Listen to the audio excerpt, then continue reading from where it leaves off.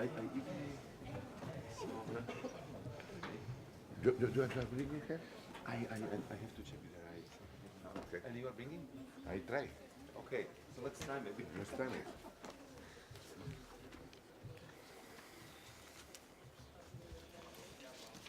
it. Okay, hello. Welcome to the press conference following the Energy Council with the Latvian Ministry of Economics, Ms. Dana Reizniece-Ozola, Vice President Mr. Maros Šefčovič, and Commissioner Mr. Miguel Arias Cañete. Now I pass the floor to the President of the Council, Ms. Dana Reizniece-Ozola. Minister. Thank you.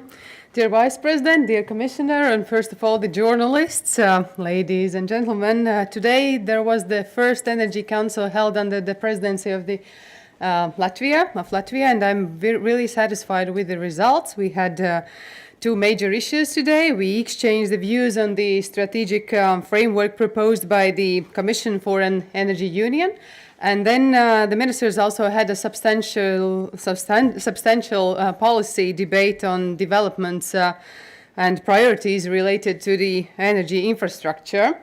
The work on the developing the resilient energy union with a forward-looking climate policy is among the top priorities of our presidency, and following on from what the European Council set out last June, building on the informal discussion that was already launched in Riga, which we call the Riga process, we held the first exchange of views today on the strategic framework for the energy union, and ministers really outlined their positions on the key dimensions and objectives of the energy union. Today, dear colleagues, we really heard a clear message from my colleagues that a future energy union should aim for the right balance between the several aspects, which are actually the affordable energy, which is safe and secure energy systems, which is the European competitiveness, and also sustainability and a credible pathway towards a low carbon economy. Concerns of the EU citizens about the energy security in these difficult geopolitical times. We heard also the Vice President's information about the up-to-date information in energy security as well. The concerns on jobs and sustainable mobility of their energy bills must be at the center of this policy response. That is what we already heard before and also today.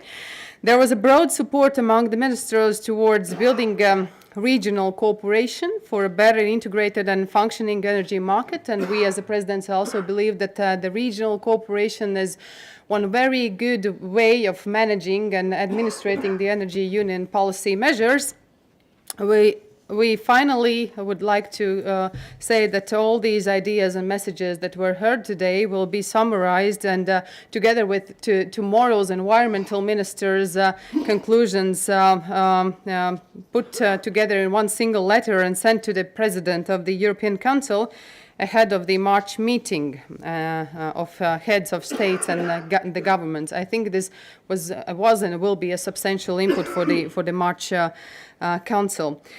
The ministers also shared their positions on the development of and the priorities related to the energy infrastructure, which is actually also a very vital part of the energy union. As we heard today from the ministers, it may be called also the backbone of the skeleton of the energy union. We understand that if we want the energy to flow freely, as the Vice President has said, being one of the goals of the energy union, it cannot be done virtually. It cannot be done in the cloud. We need to have a decent and well-developed infrastructure as well. The year 2015, this year, actually is the deadline set by the European Council to end the energy isolation.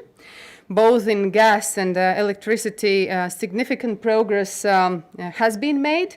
However, there are still regions that need to be interconnected, and I really heard a sense of urgency when the ministers today were speaking and stressing the importance of achieving a fully functioning and interconnected European internal energy market. That is a vital part of the also single market in general. That was the issue we were discussing on with the ministers of competitiveness on Monday.